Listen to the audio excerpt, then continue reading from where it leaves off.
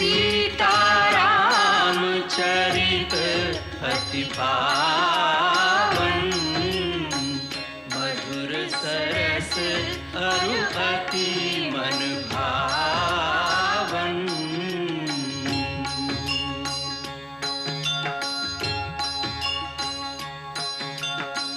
पुनि पुनि कितने हो सुने सुनाए, ये की प्यास बुझत न बुझाए।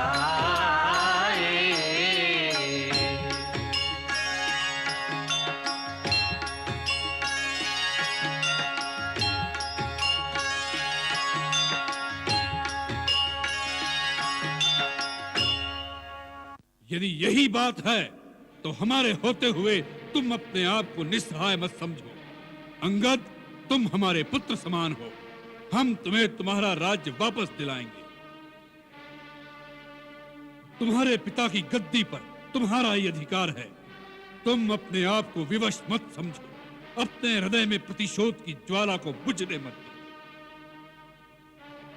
तुम राम के विश्वसनीय हो, उसका लाभ उठाकर अकेले में चुपचाप उसका वध करके अपने पिता की हत्या का बदला ले लो। यही एक वीर पुत्र का कर्तव्य है।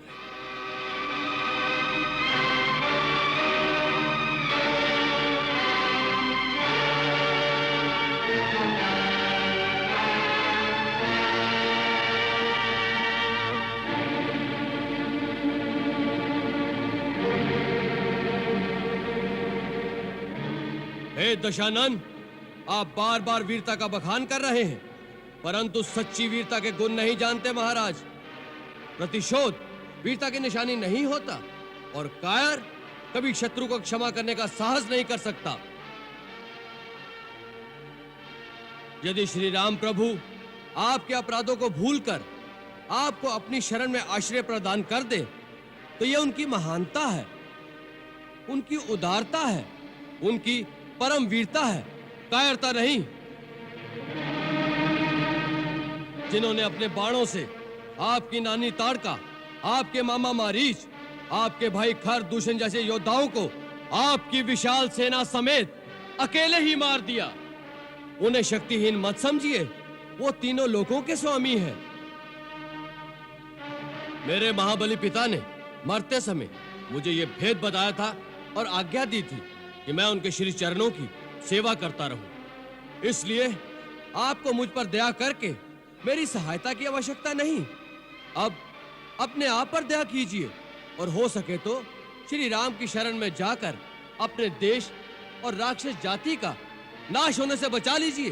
बस!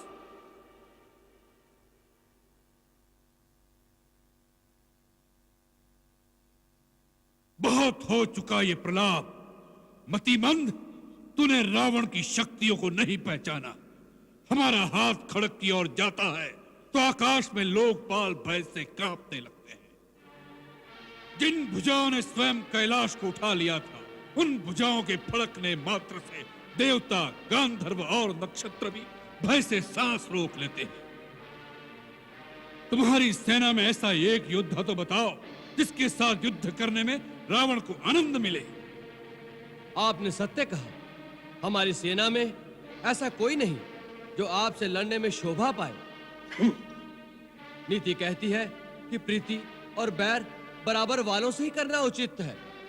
आप जैसा पापी, कामी, स्त्री लोलुप जो छुपकर धोखे से पराई स्त्री को चुराता फिरे, ऐसे नीच के साथ युद्ध करके किसकी शोभा बढ़ेगी? सावधान अंगद!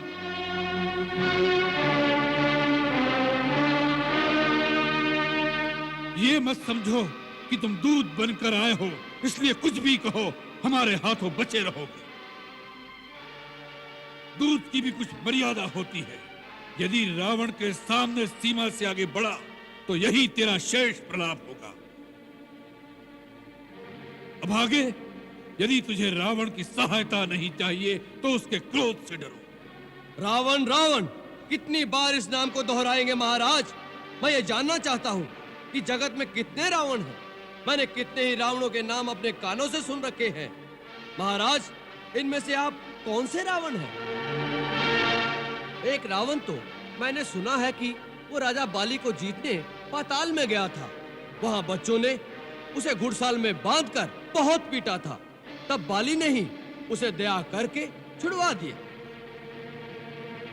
और एक रावण के विषय में मैंने सुना है कि सहस्त्रबाहु ने एक जंतु की भांति कीड़ा समझकर पकड़ लिया था।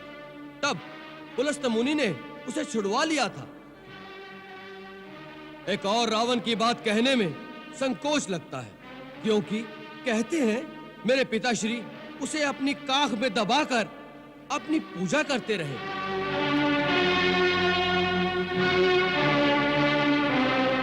ऐसे ऐसे वीरों में से आप कौन से रावण हैं महाराज? मूर्ख, हम वही बलवान रावण हैं जिनकी भुजाओं की लीला कैलाश पर्वत जानता है। हमारी शूरवीरता को उमापति महादेव जी ने स्वीकार किया। अपने शीश रूपी पुष्प चढ़ा चढ़ाकर हमने जिसकी पूजा की। हमारी भुजाओं का पराक्रम दिक्पाल जानते हैं। हमारी छाती की कठोरता को दशों दिशाओं के हाथी जानते हैं। उन दिग्गजों के दांत इस छाती से टकरा टकरा कर टूट गए। हम वही जग प्रसिद्ध प्रतापी रावण हैं जिसके चलने से पृथ्वी इस प्रकार डोलती है जैसे नाव में कोई हाथी सवार हो जाए। उस रावण के सामने तू उस मनुष्य राम की बात करता है। शठ, वानरों की सहायता से उसने समुद्र पर सेतु बांध लिया। यही उसकी प्रभुता है। समुद्र को तो पक्षी भी लांग लेते हैं, उससे वे सभी शूरवीर नहीं हो जाते। यदि तेरा स्वामी ऐसा ही योद्धा है तो दूत किस लिए भेजता है? शत्रु से संधि करते उसे लाज नहीं आती? महाराज, लज्जा तो केवल आपका ही गुण है। इसी लज्जा के मारे आप बार बार अपने गुण गाते नहीं थकते। हे लंकेश, राम ने डरकर मुझे एक दूत बनाकर संधि करने नहीं भेजा। श्री रघुवीर ने यह सोचकर भेजा है कि सियार को मारने से शेर की शोभा नहीं होती। इस कारण वो तुम पर दया करना चाहते हैं, परंतु तुम दया के पात्र नहीं हो।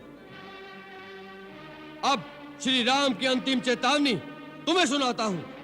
उन्होंने कहा है कि मैं तुम्हारे अपराधों का दंड देने लंका के द्वार पर आ गया हूं। ब्रह्मा के वर के कारण तुम्हें जो अभिमान है उसके नष्ट होने का अब समय आ गया है।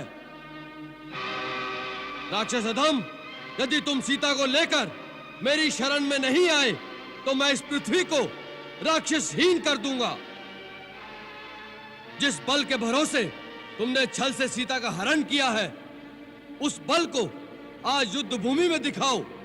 मैं मंत्री, पुत्र और बंधु बांधुओं सहित तुम्हारा वध करूंगा, क्योंकि तुम्हारे मारे जाने से तीनों लोक निश्चित हो जाएंगे। इस रावण रूपी जहाज के डूबने का समय आ गया है। अब भी समय है। जिसे श्री राम की शरण में आना हो वो आ जाए।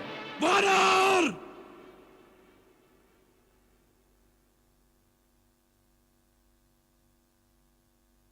अब इसने अपने जीने का अधिकार खो दिया है। इसी सभा में इसका सिर काटकर इसे रावण की शक्ति का आभास करा दो। आज्ञा का पालन हो।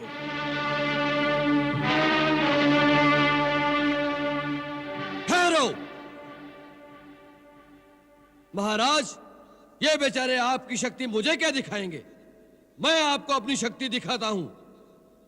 जय श्री राम, जय श्री राम।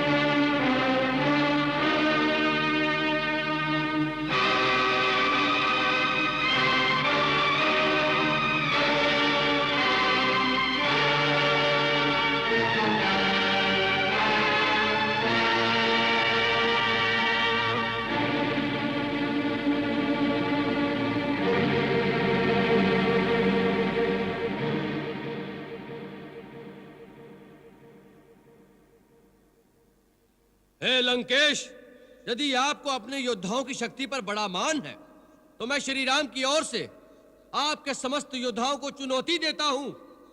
मैं अपना पैर आपके इस दरबार में जमा देता हूं। यदि आपका कोई योद्धा इस पैर को धरती से उठा सके तो मैं अपने स्वामी की ओर से यह वचन देता हूं कि वो अपनी हार मानकर इस लंका से वापिस चले जाएंगे। जय श्री राम।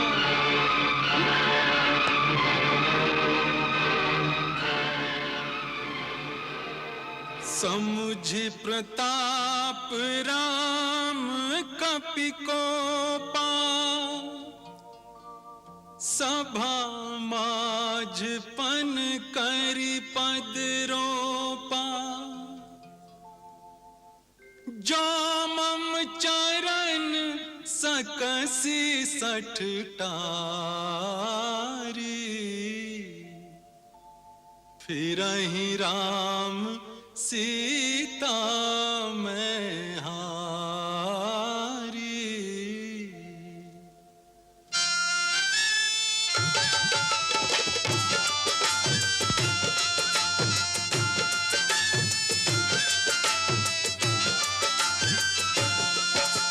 गड़ गयो खंभ हमारा,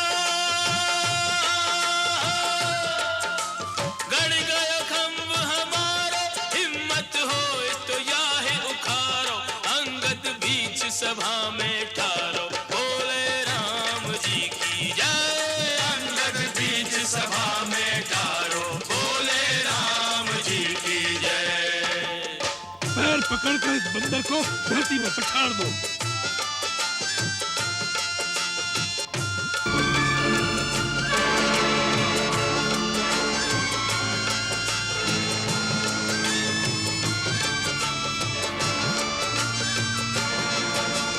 एक एक जोधा आवे, एक एक जोधा आवे, अपनी सारी शक्ति लगावे, पग नहीं डिगे वीर मुस्कावे, रे बोले राम जी की जय। पग नहीं डिगे वीर मुस्कावे, बोले राम जी की जय।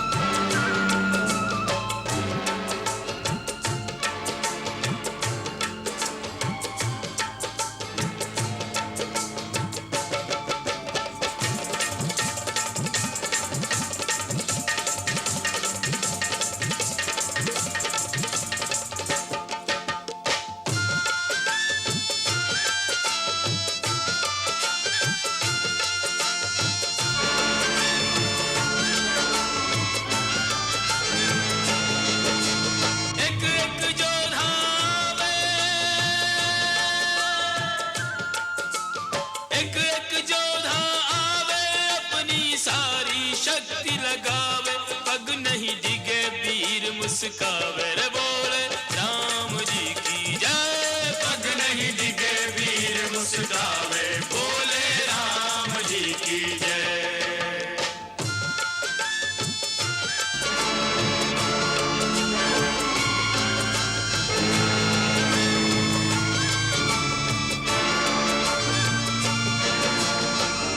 इंद्रजीत आदिक बलवाना हर्ष उठे जही तेही भटनाना। सत नहीं डोले जैसे सतवंती नारी को, मन नहीं डिगे जैसे साधु ब्रह्मचारी को। अटल विश्वास जैसे प्रभु के पुजारी को। पग है अटल यो अंगद बलधारी को। सभा अचंबित सारी, ओ सभा अचंबित सारी, ऐसो नहीं देखो प्रणधारी। या को राम भरोसा भारी बोले राम जी की जय। या को राम भरोसा भारी बोले राम जी की जय। बोले राम जी की जय। बोले राम जी की जय। ओ बोले राम जी की जय।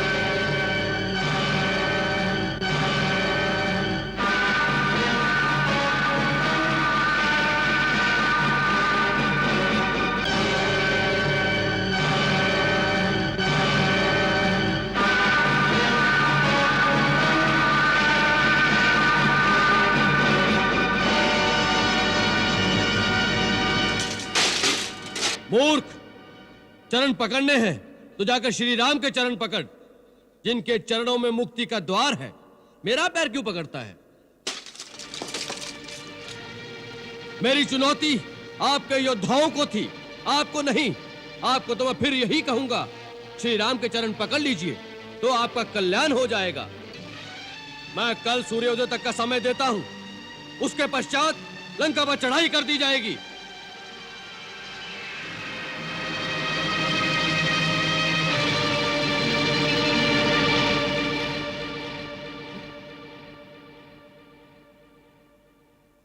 भैया, ये किसका मुकुट है? ये तो महाराज रावण का मुकुट है। रावण का? जी। इंद्रजीत, पकड़ लो इसे। जाने ना पाए।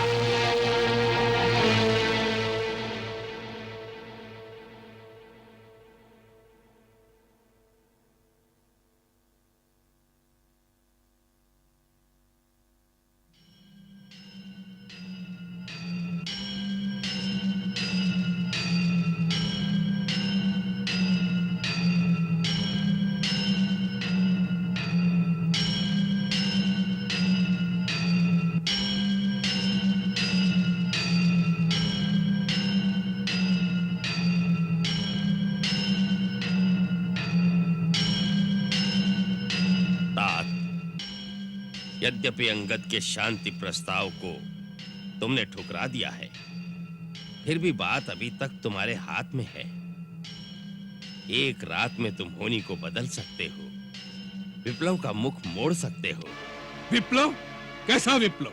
कहां मच गया विप्लव? जिस रक्तपात की तुम तैयारी कर रहे हो वो विप्लव नहीं तो और क्या है? यह तो वीरों की रण क्रीड़ा है नाना जी। एक युग से असुरों के घर में पड़े अस्त्र शस्त्र जंग खा रहे थे, इसी बहाने उन पर धार रखकर पैने करने का अवसर आ गया है। खर दूषण के साथ एक हाथ से 14 सहस्त्र असुर योद्धा रण की बलि चढ़ गए, उससे तुम्हारी रण पिपासा पूरी नहीं हुई लंकेश। उसी का प्रतिशोध लेने के लिए तो रणचंडी हमारा आवाहन कर रही है। वत्स, इतने विद्वान गुण निधान होकर ये कैसी बचकानी बातें कर रहे हो? तनिक विचार करो। संधि का प्रस्ताव शत्रु पक्ष की ओर से आया है। संधि की शर्त पर विचार नहीं कर रहे नाना जी। सम्मान के साथ सीता लौटा दूं। तो उसमें हानि क्या है मेरे लाल? हानि? हानि ही हानि है। आकाश में फहराते रावण के झंडे धज्जियां बनकर धूल में मिल जाएंगे। दसों दिशाएं हमारे नाम पर थूकेंगी। दसों दिशाओं के विजेता ने थूक कर चाट लिया। बड़ी अकड़ के साथ सिंह बनकर सीता को उठा लाया था और सियार के समान भयभीत होकर उसे वापस लौटा दिया। इस प्रस्ताव को मानना ही हमारी पराजय है नाना जी। पुत्र, तुम इस सच्चाई से मुंह मोड़कर बैठे हो कि सारा लोकमत राम के साथ है। देवता, नाग, गंधर्व, ऋषि मुनि, यहाँ तक कि जिन ब्रह्मा और शिव शंकर के वरदान पर अभिमान कर रहे हो, वो भी तुम्हारे कार्य को अधर्म मानकर राम की विजय की ही कामना कर रहे हैं। तुम दिग्विजयी हो, परंतु दिगंत में तुम्हारा हित चाहने वाला कोई नहीं है लंकेश। वत्स, भगवान ब्रह्मा ने देव और दानव ये दो ही पक्ष बनाए हैं। देवताओं का बल है धर्म और दानवों का पक्ष अधर्म, परंतु अंत में विजय धर्म की ही होती है। आपने दिग्विजय के लिए सब लोगों में धर्म का नाश किया है और अधर्म को बढ़ाया है। अब वही अधर्म सर्प बनकर हमें डसना चाहता है। उधर ऋषियों और देवताओं का धर्म उनके पक्ष की वृद्धि कर रहा है। यदि यह युद्ध हुआ तो विजय उनकी ही होगी। उन तुच्छ वानर और मानवों की विजय होगी। नाना जी, आपको यह मतिभ्रम कैसे हो गया? जिन्हें तुच्छ वानर समझ रहे हो, उनमें कितने देवताओं के गुप्त अंश हैं, यह आप नहीं जानते। उनकी सेना में श्वेत और ज्योतिर्मुख भगवान सूर्य के पुत्र हैं। हेमकूट वरुण का, नल विश्वकर्मा का और महापराक्रमी दुर्धर वसु का पुत्र है। नील अग्नि का पुत्र है। राजकुमार अंगद जो आज दरबार में आया था, वो देवराज इंद्र का नाती है। महाबली मैंद और द्विविद दोनों अश्विनी कुमार के पुत्र हैं और इन दोनों ने ब्रह्मा जी की आज्ञा से अमृत पान भी किया है। वे अमर हैं। ऋक्षराज जामवंत, जिसे आप बूढ़ा समझते हो, वो ब्रह्मा का पुत्र बहुत शांत दिखता है, परंतु उसकी चोट बड़ी असह्य होती है। उसने देवासुर संग्राम में इंद्र की बड़ी सहायता की थी। अमृत मंथन के समय भी वो उपस्थित था। लंकेश, इनमें से हर एक अकेला ही लंका का विनाश कर सकता है। महाराज, प्रातः युद्ध आरंभ होने से पहले ये अंतिम अवसर है। इसीलिए मैं बार बार आपको यही समझा रहा हूं कि इस युद्ध में राक्षस जाति का विनाश हो जाएगा। मुझे सारे अपशकुन राक्षसों की पराजय के दिखाई दे रहे हैं। अपशकुन? कैसे अपशकुन दिखाई दे रहे हैं? नगर के चारों ओर सियार और गिद्ध भयानक शब्द कर रहे हैं। दिशाएं धूल से मलिन हो गई हैं। यज्ञ, बलि का हविष्य कुत्ते खा जाते हैं। घरों में पाले हुए पक्षी और मृग आदि सूर्य की ओर मुंह करके रोने लग जाते हैं। लंकेश, वही राजा चिरकाल तक शासन कर सकता है जो अवसर और समय को देखकर शकुन अपशकुन का विचार करके शत्रु से संधि कर ले। वीरता पर बुद्धि का अंकुश आवश्यक है, इसलिए कभी युद्ध न करना अधिक बुद्धिमानी होता है। राजन, इससे अच्छा अवसर फिर नहीं आएगा। संधि का प्रस्ताव वैरी पक्ष से आया है। इस समय आपका मस्तक ऊंचा है। आपको इसका दूसरा रूप दिखाई नहीं दे रहा नाना जी? हमारी शक्ति से भयभीत होकर शत्रु ने संधि के लिए हाथ बढ़ाया है। यही हमारी विजय का प्रथम लक्षण है। जाइए, निश्चिंत होकर अपने घर में विश्राम कीजिए। राजनीति और रणनीति में सर खपाने की अब आपकी आयु नहीं रही।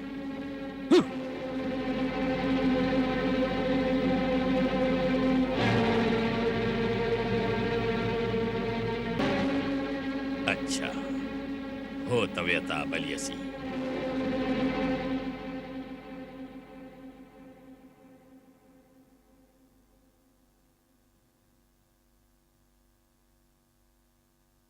दानवराज मैं, हे धर्मपिता, रावण का करबद्ध नमस्कार स्वीकार कीजिए। चिरंजीवी हो, यशस्वी हो तात। हम आपके बहुत आभारी हैं दानवराज। हम तो क्या, लंका का बच्चा बच्चा आपके चमत्कार को नमस्कार करता है। एक जंगली उद्दंड वानर ने संसार की सर्वोत्तम लंका को उजाड़ दिया। आपने लंका को पूर्ववत सुसज्जित कर दिया, मानो आग की लपटों में तपकर सोने की लंका और चमक उठी हो। लंका की ये चमक युग युग तक अमिट बनी रहे, इसी चिंता से आतुर होकर मैं आपके द्वार पर आया हूँ राक्षस राज। लंका का राजा आपका उपकार मानता है दानवराज। आप उससे जो चाहे मांग सकते हैं। इस समय दानवराज मैं नहीं, एक पुत्री का पिता अपने जामाता के द्वार पर कुछ मांगने आया है। पुत्री का पिता, कन्यादान दाता, पुत्री के द्वार पर कभी कुछ मांगने नहीं जाता, वो सदा देता ही रहता है। यही युग युग की रीति है। पुत्री के कल्याण की कामना, बेटी के सुख सौभाग्य की रक्षा करने का तो हर पिता को सदा अधिकार है लंकेश्वर। उससे वो कभी मुक्त नहीं हो सकता। लंकेश्वर की महारानी की चिंता से आप उसी दिन मुक्त हो गए थे जिस दिन से हमारी भार्या के रूप में उसका भाग्य आपने हमारे साथ बांध दिया था। अब उसके कल्याण की कामना करना आपका काम नहीं, ये हमारा कर्तव्य है। हे परम प्रतापी लंकेश, लंकानाथ, ये मेरी पुत्री मंदोदरी के कल्याण का प्रश्न नहीं, महर्षि पुलस्त्य की आने वाली पीढ़ियों, विश्रवा के वंशजों की सुरक्षा का प्रश्न है। आप कहना क्या चाहते हैं वही बात कहिए। इधर उधर की बातों में भटकने का समय नहीं है हमारे पास। तात, तुम्हारा पिता तुलसोसुर तुमसे हाथ जोड़कर विनती करता है कि सीता के मोह से अपने मन को मुक्त कर लो। क्यों? किस लिए? इसलिए कि वह वन वन भटकने वाला वनवासी कुछ भालू वानरों को इकट्ठा करके हमें गिदड़ भभकी दे रहा है। तुम उस वनवासी तपस्वी को पहचान नहीं रहे हो तात। आपने जान लिया? आपने पहचान लिया उसे? हाँ, मेरे अंतर चक्षु कहते हैं कि वो कोई और नहीं, साक्षात सर्वशक्तिमान त्रिलोकीनाथ है। कौन है त्रिलोकीनाथ? हमसे बड़ा कौन है तीनों लोकों में आज? तात, तुम तो त्रिलोक विजेता हो, वो तो त्रिलोक रचयिता है, साक्षात विष्णु का अवतार है। अवतार है, विष्णु का अवतार है। दानवेश्वर, लगता है आप हमारी मान्यता को मिटाने की ठान कर आए हैं। जिस अखिलेश्वर का अवतार मान आप हमें उसके सन्मुख झुकाने आए हैं, स्वयं उस साक्षात वैकुंठेश्वर विष्णु के सामने भी हम नहीं झुके। उसके सुदर्शन चक्र का प्रहार हमें तिल भर भी झुका नहीं सका, तो उसका अवतार हमारे लिए किस गिनती में है? ये न भूलिएगा दानवराज कि लंकेश दशानन का शीश कट सकता है, झुक नहीं सकता, और दशानन का शीश झुकाने वाला पृथ्वी पर अभी पैदा नहीं हुआ।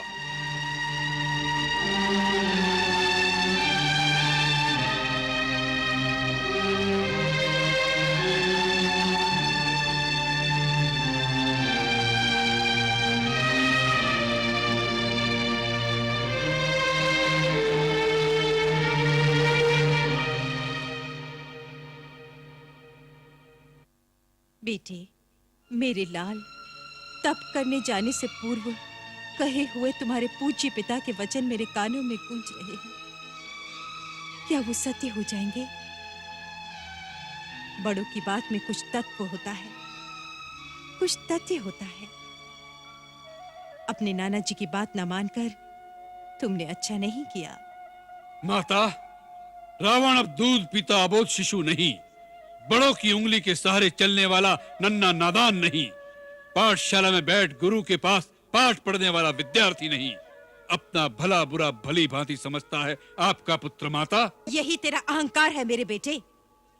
माता, आपने हमें जन्म अवश्य दिया है, परंतु हमारे जीवन के निर्माता हम स्वयं हैं। स्वयं भू है रावण, एको हम द्वितीयो नास्ति, न भूतो न भविष्यति। हम हमारा भूत भविष्य वर्तमान स्वयं बनाएंगे। आपको हमारी चिंता करने की कोई आवश्यकता नहीं माता।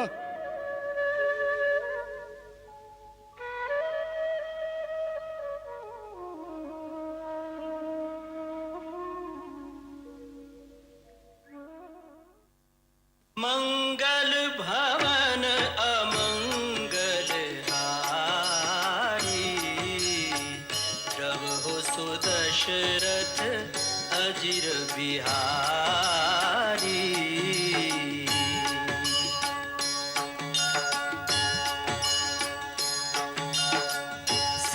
सीताराम चरित अति पावन, मधुर सरस अरु अति मन भावन।